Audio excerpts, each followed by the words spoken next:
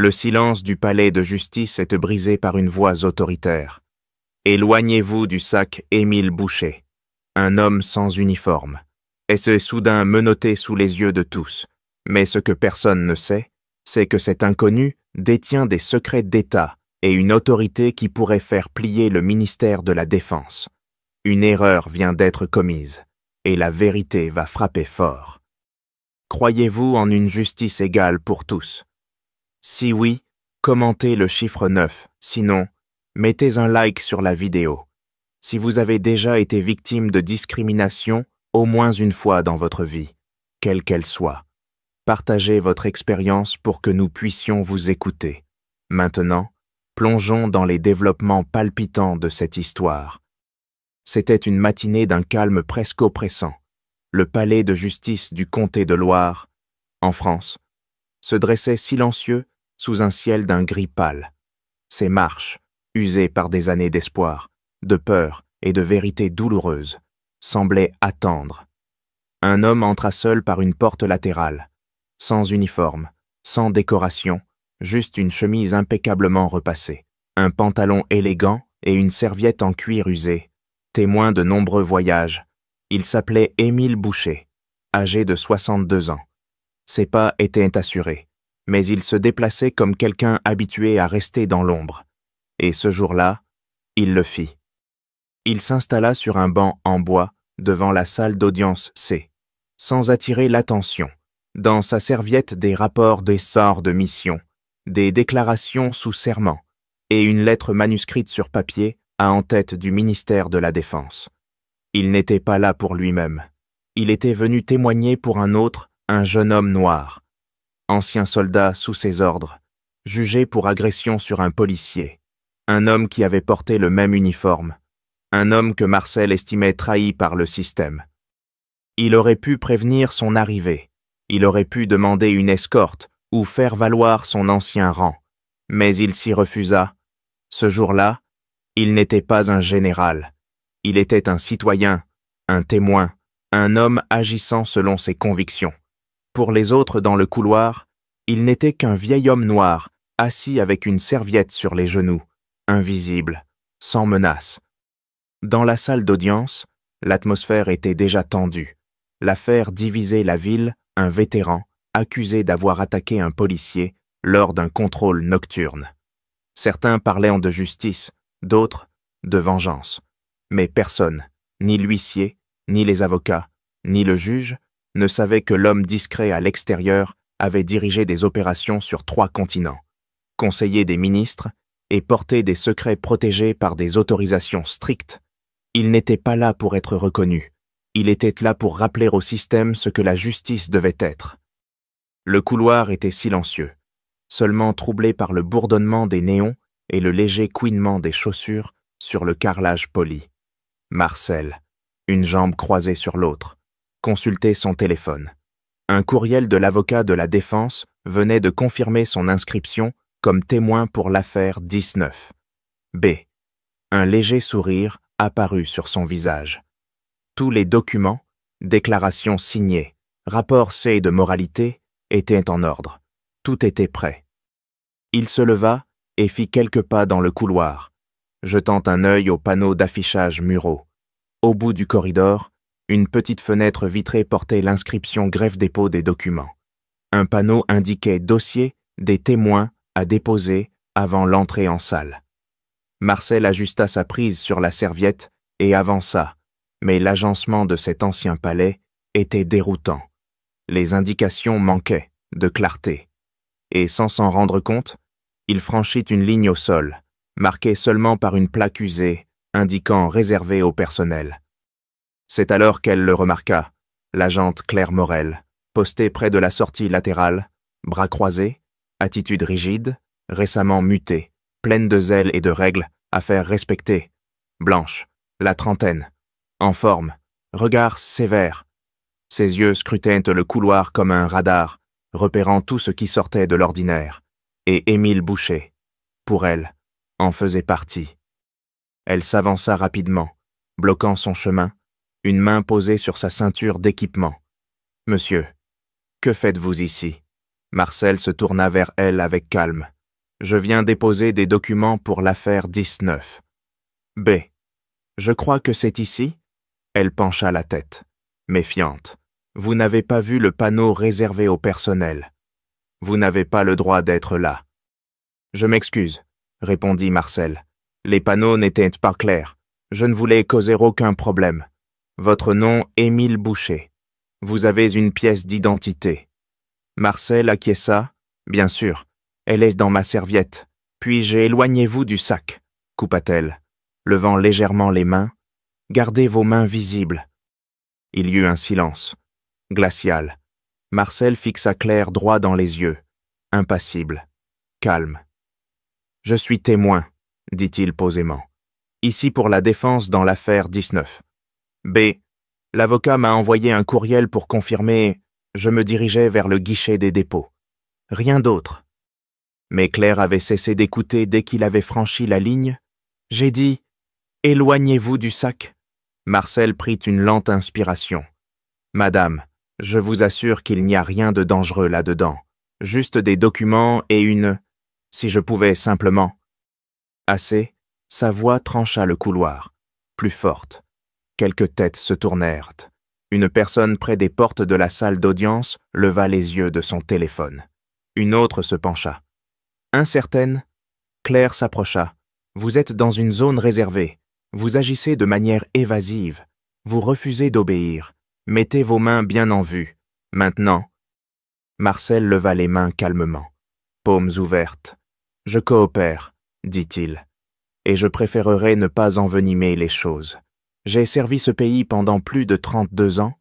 Je connais les règles. » Cela la fit hésiter, mais brièvement.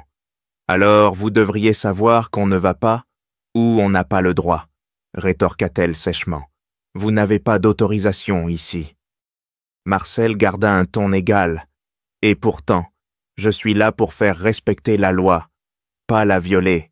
Vous me traitez comme une menace alors que je ne fais qu'aider. » Mais peu importait. Aux yeux de Claire, il n'était pas un vétéran décoré, ni un témoin respecté, juste un homme noir de grande taille avec une serviette, sans badge. Et cela suffisait. « Dernier avertissement, » dit-elle, la main près de son étui. « Éloignez-vous du sac, maintenant. » Et ainsi, le respect devint suspicion. Un mauvais pas devint accusation. Et un homme venu défendre quelqu'un se retrouva forcé de se soumettre. Claire changea de posture pieds ancrés. Attitude ferme, une main près de son étui, l'autre détacha son bâton avec un clic sec. Ce bruit suffit à attirer d'autres regards dans le couloir. Marcel resta immobile, main levée, sa voix toujours calme, mesurée. « Dans ma serviette, » dit-il doucement, « il y a un certificat de témoin signé par le greffe. Je suis enregistré. Le reste, ce sont des documents pour la défense. Pas d'armes, pas de menaces. » Mais pour Claire Morel, les mots n'avaient plus d'importance. Elle avait décidé. Elle appuya sur la radio à son épaule. Ici l'agente Morel. Couloir C. Sujet masculin. Non coopératif, potentiellement évasif, demande renfort. Le couloir sembla rétrécir. Les conversations s'éteignirent. Même l'écho des pas au loin s'effaça dans un silence tendu. Marcel balaya lentement du regard les gens autour. Une quinzaine de personnes sur les bancs famille. Employés, avocats. Personne ne parla. « Je ne résiste pas, » dit-il. « J'ai servi 35 ans. Je sais comment ça se passe. Mais vous faites erreur. » Claire avança. « Tournez-vous, main dans le dos. »« Agente, » murmura-t-il, « vous compliquez une situation qui n'a pas lieu d'être. J'ai obéi. J'ai répondu. Je n'ai pas bougé. Tournez-vous. » Plus de discussion possible. Marcel expira lentement par le nez. Il se tourna, délibérément, lentement. Ses épaules restèrent détendues, non par soumission, mais par maîtrise. Lorsqu'elle saisit son poignet et referma les menottes, le cliquetis du métal résonna. Trop fort. Tout l'entendirent. Certains tressaillirent, d'autres détournèrent les yeux. Il se tenait là, menotté comme un criminel, à moins de 15 mètres de la salle où il devait témoigner. Un homme d'une 50aine d'années près de la porte se pencha vers la femme à côté. « Pourquoi diable fait-elle ça » murmura-t-il. La femme secoua la tête, yeux rivés sur la scène. Muette, personne ne parla. Un huissier leva les yeux de ses papiers, vit la scène, puis replongea dans son travail. La greffière, derrière sa vitre, se figea un instant, puis referma discrètement son guichet. Personne n'intervint, personne ne demanda pourquoi, car même quand quelque chose semblait injuste, il était souvent plus simple de rester assis. Marcel, désormais menotté, ne se débattit pas. Il ne parla plus. Il resta immobile, respirant par le nez, regard droit, dos droit, sa dignité intacte. Mais l'air autour de lui semblait plus lourd, comme si la justice elle-même s'était détournée. Ce qui rendait la situation pire, ce n'était pas les menottes, c'était le silence, celui qui naît non de la confusion, mais de la complicité. Pour Claire, c'était la procédure. Pour les autres, un moment où il préférait ne pas s'impliquer. Pour Marcel, c'était l'histoire qui se répétait, discrètement, prévisiblement, douloureusement. Il était entré dans ce palais de justice comme témoin, et maintenant, sans hausser la voix, sans sortir des clous, sans même toucher sa serviette, il était traité comme un suspect. Personne ne cria, personne ne protesta, et pourtant, quelque chose de profondément injuste venait de se produire sous les yeux de tous, dans un bâtiment censé protéger la vérité. Les menottes étaient froides, trop serrées. Marcel ne broncha pas, il ne discuta pas. Il resta immobile, laissant le moment s'installer. Quelques personnes le fixaient désormais ouvertement.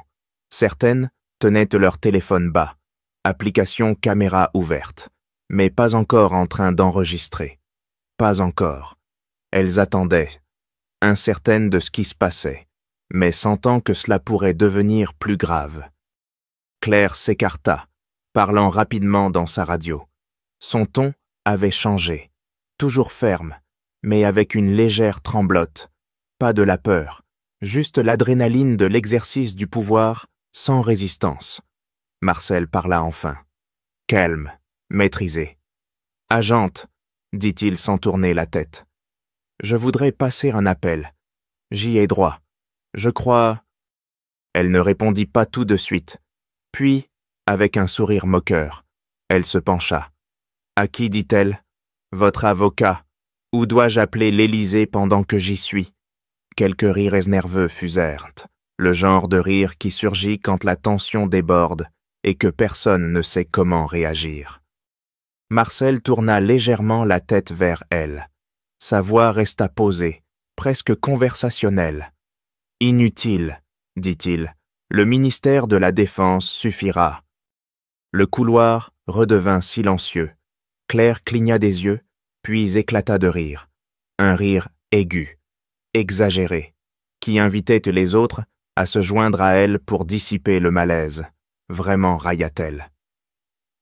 Le ministère de la Défense original. Quoi d'autre? L'ESA, la DGSE. Vous êtes un de ces farceurs de YouTube. C'est ça. Marcel ne répondit pas. Il se contenta de la regarder. Pas défiant, pas arrogant, juste stable, mesuré. Le regard d'un homme qui sait quelque chose que les autres n'ont pas encore compris. « Donnez-moi votre téléphone, » dit-elle soudain. « Si vous êtes si important, voyons quel numéro magique vous avez. » Elle fouilla dans sa poche, en sortit un téléphone noir épuré, fourni par le gouvernement, sécurisé, mat, sans reflet, pas de coque, pas de stickers, juste des chiffres. Elle le brandit comme une blague. « Laissez-moi deviner, j'appuie sur un pour le ministre de la Défense. » Marcel, impassible, inclina légèrement la tête.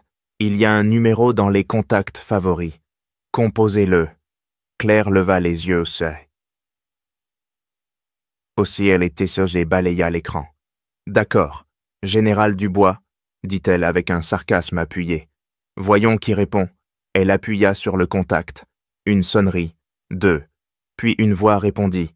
Claire. Directe. unmistakablement militaire.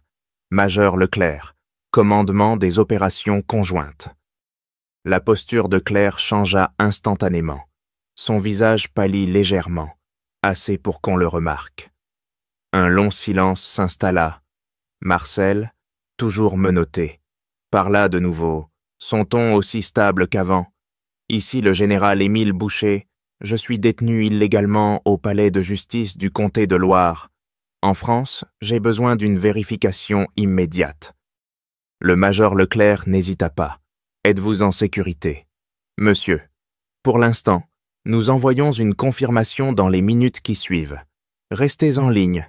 Je mets en relation le bureau de liaison du ministère et la sécurité intérieure. Un léger bip, une autre voix, plus grave, plus sèche. Commandant Vasseur, Monsieur, nous suivons vos coordonnées, vérifions votre identité. Les autorités locales seront contactées directement. Attendez une réponse fédérale dans 8 minutes. 8 minutes, c'est tout ce qu'il faudrait pour que le monde bascule. Claire ne dit rien. Elle resta figée, téléphone en main, lèvres entr'ouvertes, muette. Marcel se tourna doucement vers le couloir. Quelques téléphones étaient désormais levés. Filmant, un adolescent murmura « Je crois que c'est vraiment lui ». Dans un coin, un homme en chemise à carreaux chuchota à sa femme. Il le lui avait dit, elle n'a pas écouté. À cet instant, le bruit ne venait pas des cris.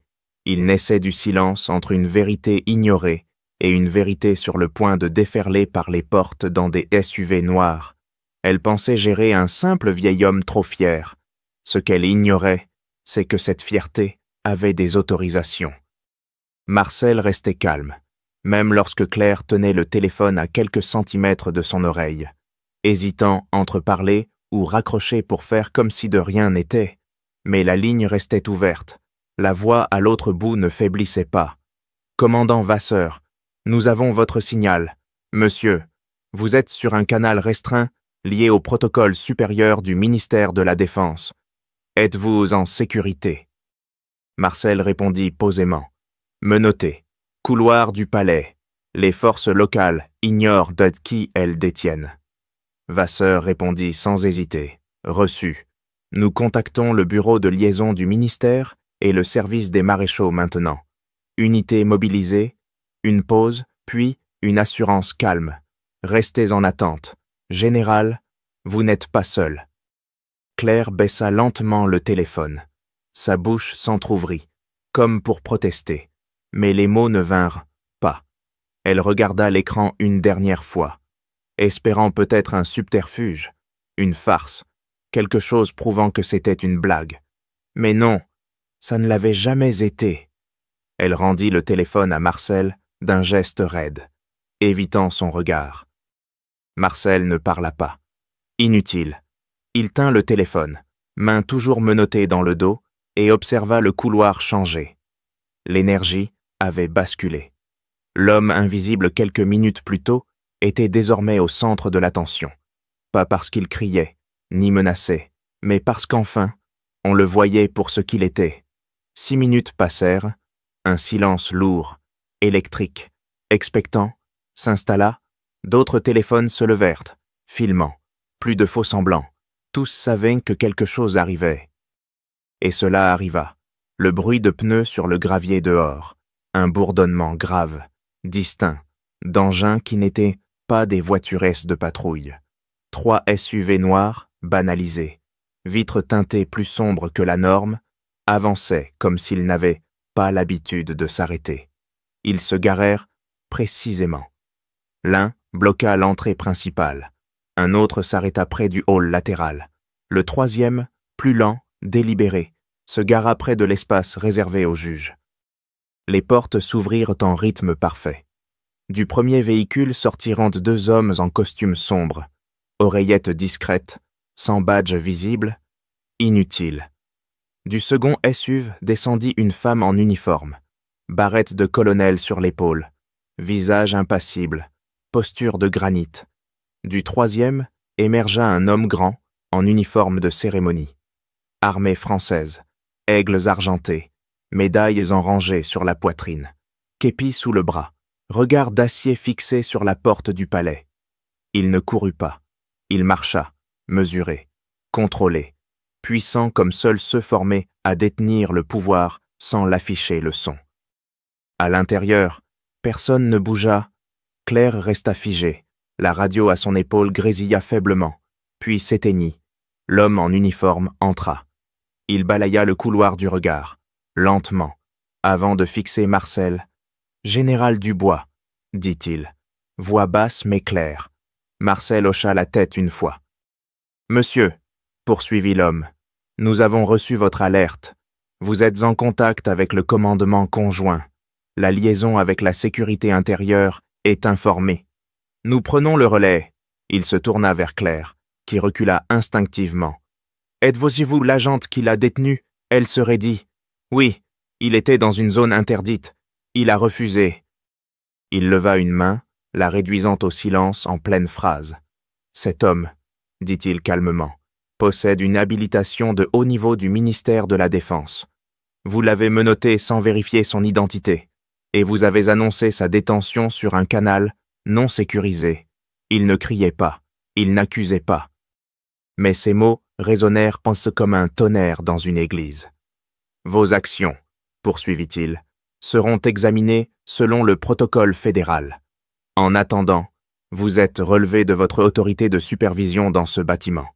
Reculez. » Et juste comme ça, l'équilibre bascula. Les menottes enserraient encore les poignets de Marcel, mais tous dans le couloir savaient que le vrai pouvoir était arrivé. Les pas résonnaient dans le couloir de marbre comme un métronome. Lent, précis, incontestable. Des portes s'entr'ouvrirent, des têtes se tournèrent, les murmures dans la salle d'audience s'évanouirent. Un homme en uniforme complet entra, flanqué de 2 officiers silencieux. Ses rubans et médailles ne faisaient aucun bruit, mais c'était inutile. Sa présence suffisait.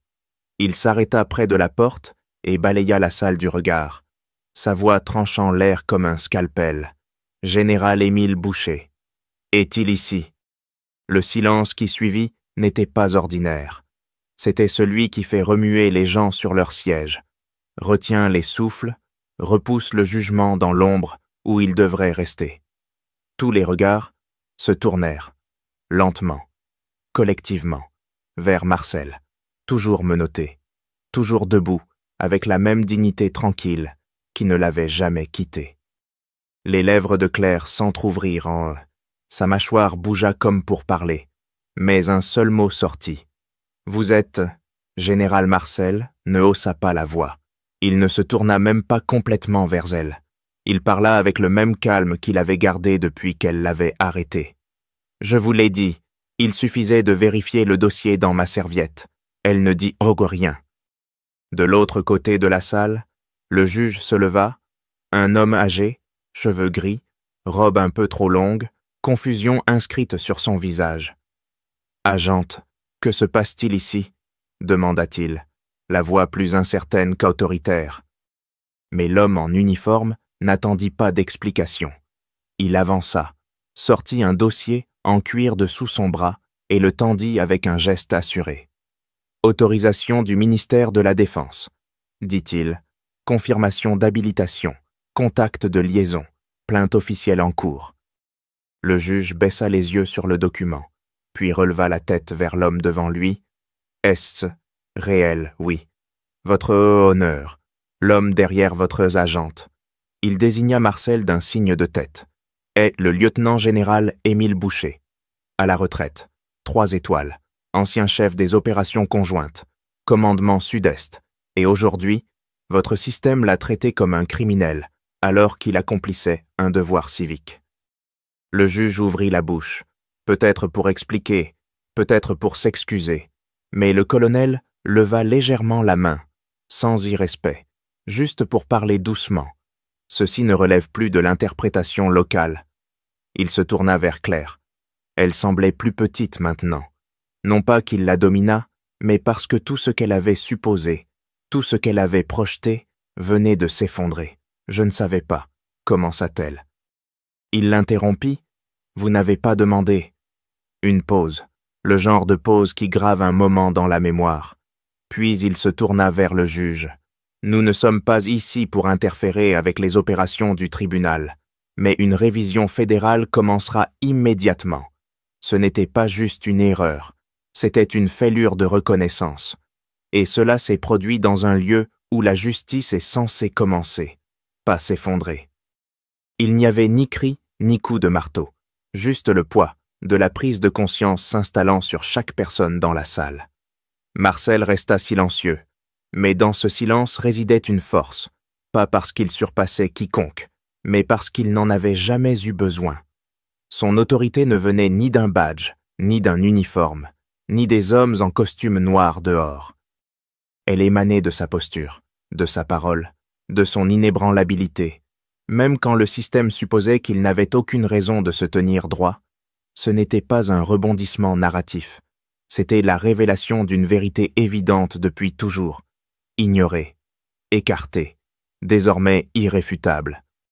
Le bruit des menottes qu'on retirait était discret, à peine un murmure métallique, mais dans une salle pleine de gens, ayant vu ce que le silence peut coûter, il résonna plus fort qu'un marteau. L'officier qui les enleva ne parla pas. Il recula simplement. Marcel fléchit doucement les poignets, laissant le sang circuler, puis baissa les bras et ajusta sa veste. Toujours calme, toujours composé. Le juge semblait incertain. L'huissier aussi, même le colonel, droit près du banc, gardait un silence respectueux. Tous les regards se tournèrent vers Marcel. Il ne se hâta pas de parler. Il laissa le silence s'installer, les gens digéraient ce qui venait de se passer. Puis, d'une voix qui n'a pas besoin de micro, il regarda Claire, puis la galerie, et dit « Elle ne m'a pas arrêté pour ce que j'ai fait. » Son ton était posé. Sans amertume, sans théâtralité, juste la vérité. Elle m'a arrêté pour ce qu'elle a supposé que j'étais. Quelques personnes remuèrent sur leur siège. Le silence se resserra. Non plus inconfortable, mais révérencieux, à l'écoute. Marcel prit une lente inspiration avant de continuer. Je ne lui ai pas demandé de savoir qui je suis. Je n'ai pas exigé qu'elle salue, vérifie mon rang ou me traite différemment. Je n'avais pas besoin qu'elle voie un général. Il marqua une pause, juste assez pour que la phrase suivante porte. J'avais besoin qu'elle voie un homme. Au premier rang, une jeune femme, à peine 22 ans, des manuels de droite encore ouverts, sur ses genoux, leva son téléphone et commença à filmer. Sa main tremblait légèrement, non de nervosité, mais du sentiment que ce moment pourrait compter au-delà de ses murs. Marcel balaya lentement la salle du regard, croisant tous les yeux sans s'arrêter sur aucun. J'ai dirigé des opérations sur plusieurs continents. J'ai briefé des présidents, j'ai combattu aux côtés d'hommes qui ne me ressemblaient pas, mais qui saignaient comme moi. Et tout cela, rien de tout cela, n'a d'importance si, dès que j'enlève mon uniforme, je redeviens une menace. Les mots n'étaient pas criés, mais ils emplissaient chaque recoin de la salle. Il jeta un bref regard à Claire, non pour la blâmer, mais pour qu'elle l'entende directement. Vous n'avez pas vu une menace, vous avez vu un stéréotype, et vous avez agi en conséquence. Claire ne bougea pas, elle ne contesta pas. Il n'y avait rien à dire. Marcel se tourna vers le juge. « Votre honneur, je suis toujours prêt à témoigner pour l'affaire 10-9B. Le jeune homme jugé aujourd'hui mérite mieux que ce que j'ai reçu. Je ne suis pas venu faire une démonstration. Je suis venu car je crois encore en ce que cette salle est censée représenter. » Il recula, main jointe devant lui, sans chercher d'applaudissements, ni rédemption, simplement fini. Pourtant, dans cette pause, quelque chose changea, pas dans la loi, mais dans les gens. La salle resta silencieuse, mais ce n'était plus le même silence. C'était celui de l'introspection, de gens voyant plus qu'ils n'avaient voulu voir. La jeune femme au téléphone arrêta d'enregistrer. Elle cligna des yeux, baissa l'appareil et murmura « Ça doit être vu ». 1 heure plus tard, sa vidéo fut en ligne. En 3 heures, elle atteignit 60 000 vues. Au crépuscule, les gros titres nationaux citaient une phrase Je n'avais pas besoin qu'elle voie un général, j'avais besoin qu'elle voie un homme. Dans un lieu bâti pour le jugement, un homme rappela à tous que la dignité n'exige pas de reconnaissance. Elle refuse simplement de disparaître. Quand le palais se vida cet après-midi-là, l'atmosphère avait changé. L'histoire commençait à se propager au-delà des vieux murs de briques. Les reporters locaux dehors recueillaient des témoignages, vérifiant des noms, reconstituant ce qui s'était passé dans la salle C. Mais la plupart n'allèrent pas loin, car l'homme, au centre de tout, Émile Boucher, avait refusé toute interview. Il ne parla pas à la presse, il ne posa pas pour les caméras, il descendit simplement les marches du palais, serviette en main, et continua son chemin. À l'intérieur, la réaction ne faisait que commencer. L'agente Claire Morel fut immédiatement relevée de ses fonctions. Badge rendu, arme remise, elle ne protesta pas, ne pleura pas, ne dit presque rien. Le seul son qu'elle émit fut un souffle discret quand l'ordre de suspension officiel fut lu, signé non seulement par le préfet, mais co-signé par un représentant du ministère de la Défense. Ce soir-là, une enquête formelle fut ouverte. Le ministère demanda un audit complet de chaque arrestation, citation et incident judiciaire impliquant Morel au cours des 6 dernières années, pas pour punir, pas encore, mais pour déterminer si c'était un schéma ou un avertissement ignoré. Ce qu'il trouverait, nul ne le savait encore. Mais on regardait désormais. Cette fois, on ne détournait pas les yeux. Le juge-président, qui avait autrefois ignoré les menottes aux poignets de Marcel, se tint devant les reporters le lendemain matin et prononça la première déclaration publique. « Nous, en tant que tribunal local, n'avons pas agi quand il le fallait. Nous avons laissé les suppositions l'emporter sur la responsabilité. Pour cela, nous nous excusons, surtout auprès du général Dubois et de tous ceux qui ont franchi nos portes sans être reconnus pour ce qu'ils sont vraiment. Pas d'excuses, pas de justification, juste le début de quelque chose ressemblant à la responsabilité. » Pendant ce temps, la vidéo enregistrée par l'étudiante en droit, les mots calmes de Marcel résonnant dans la salle, avait dépassé 3 millions de vues. Elle était projetée en classe, partagée par des associations d'anciens combattants, relayée par des organisations de défense des droits. La phrase la plus citée n'était pas empreinte de colère. Elle ne visait personne en particulier. C'était « Je n'avais pas besoin qu'elle voie un général. J'avais besoin qu'elle voie un homme. » Mais tandis que le monde débattait de sa signification, Marcel l'avait déjà laissé derrière lui. Il monta dans un train en fin d'après-midi, quittant le comté de Loire pour retourner vers la base militaire de Mourmelon. Pas de personnel, pas d'entourage, juste lui à une place côté fenêtre. Quand un journaliste l'interpella brièvement à la gare, lui demandant pourquoi il refusait de parler aux médias, Marcel s'arrêta, puis offrit une phrase aussi discrète que lui. « Je ne cherche pas l'attention, dit-il, je cherche à rendre le silence à ceux qui l'ont perdu. Pas de sortie théâtrale, pas de gros titre de sa propre voix, juste une phrase finale qui pesait sans faire de bruit. Dans un monde qui récompense souvent l'indignation, un homme choisit la retenue, et cette retenue ébranla plus qu'aucun cri. Une semaine plus tard, la tempête était passée, mais l'histoire perdurait. Pas de nouveaux titres, pas de bandeaux d'actualité. Les caméras s'étaient tournées ailleurs, comme toujours. Mais à Mourmelon, dans un auditorium modeste garni de chaises pliantes et d'uniformes impeccables, les échos de ce qui s'était passé dans ce palais de justice français commençaient à prendre racine. Les cadets étaient assis droits, attentifs, certains encore assez nouveaux pour astiquer leurs bottes chaque matin, d'autres proches de la remise de diplôme, vifs, fiers, mais pas encore éprouvés. Émile Boucher se tenait au pupitre, pas de médaille, pas d'uniforme, juste un costume gris anthracite et une présence qui fit taire la salle, avant même qu'il ne parle. Il regarda les jeunes hommes et femmes de tous horizons, sur le point d'intégrer un système qui exigeait plus que l'obéissance. Il demandait du jugement, de l'intégrité, de la clarté. Il ne parla pas longtemps. Ce n'était pas nécessaire. Vous ne portez pas l'uniforme pour qu'on vous craigne, dit-il. La voix basse mais déterminée. Vous le portez pour qu'on vous voie, et pour qu'on puisse croire en ce qu'on voit. Le silence qui suivit n'était pas vide. Il était absorbé, comme si chaque mot s'ancrait en eux, quelque part de personnel.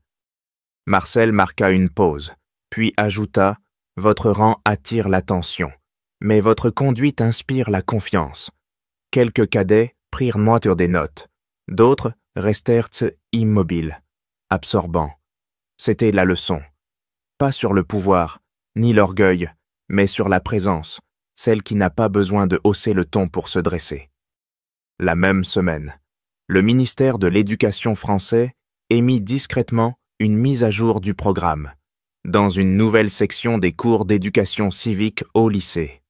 Un cas d'étude apparut, l'incident du palais de justice du comté de Loire-Éthique, préjugés et leadership moral, pas de nom cité, pas de dramatisation. Juste le récit d'un moment où une supposition rencontra la vérité, et la différence tint à la manière dont un homme se comporta face au manque de respect. Les enseignants l'utilisèrent, non seulement comme exemple de droit civique, mais de responsabilité personnelle, de ce que signifie choisir la dignité quand la revanche aurait été facile. La vidéo des paroles de Marcel, dans la salle d'audience, fut archivée par plusieurs écoles de droit dans cas modernes. Réponse aux préjugés institutionnels, un professeur la décrivit ainsi. L'exemple le plus pur de retenue morale que j'ai vu filmer. Il n'a pas détruit le bâtiment. Il leur a rappelé pourquoi il existe. Quant à Marcel, il ne chercha ni récompense, ni documentaire. Il reprit le mentorat de jeunes officiers, visitant discrètement des sessions de formation dans le sud-est de la France, parfois en parlant, parfois en observant, mais partout où il allait, on reconnaissait quelque chose, même sans toujours connaître son nom. Une présence, une constance, une justice qui n'avait pas besoin de crier. Car la justice, bien faite, ne vient pas toujours avec des applaudissements. Parfois, elle sort d'un palais de justice en silence, laissant une salle qui n'oubliera jamais ce qu'elle a vu. Parfois, les voix les plus fortes ne viennent pas des cris, mais de la fermeté au moment crucial. Cette histoire ne parlait pas de rang, elle parlait de reconnaissance, voir les gens pour ce qu'ils sont, non ce qu'on suppose qu'ils sont. Et surtout, elle parlait d'un courage discret, celui qui laisse une trace durable sans faire de bruit. Cette histoire illustre une leçon universelle, la dignité et la vérité triomphent toujours par la retenue et l'intégrité. Émile Boucher nous rappelle que face aux préjugés, la force réside dans la constance et la conviction, non dans la colère, dans une société où les jugements hâtifs divisent. Choisir de voir l'humain avant les apparences est un acte de courage.